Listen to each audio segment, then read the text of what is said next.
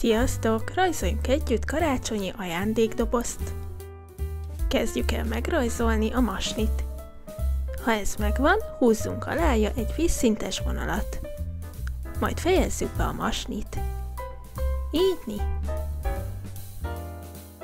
Az egyenes vonalunk két végéből húzzunk lefelé egy-egy vonalat. Majd kössük össze őket. Ez lesz az ajándékdoboz teteje.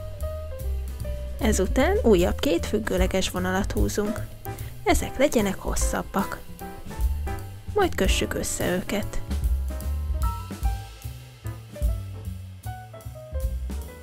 Folytassuk a rajzunkat a masni szalagjával.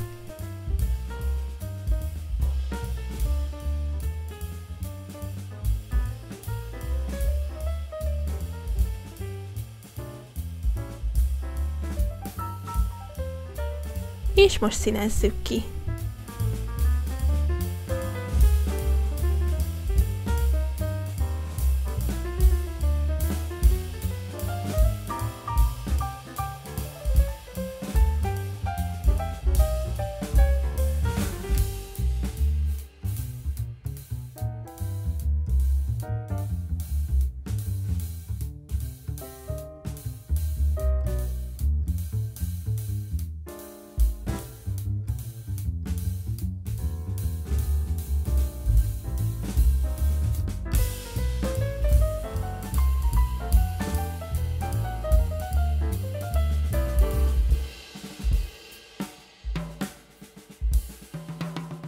Készen is vagyunk. Ha tetszett, dobjatok egy lájkot és iratkozzatok fel. Találkozunk legközelebb. Sziasztok!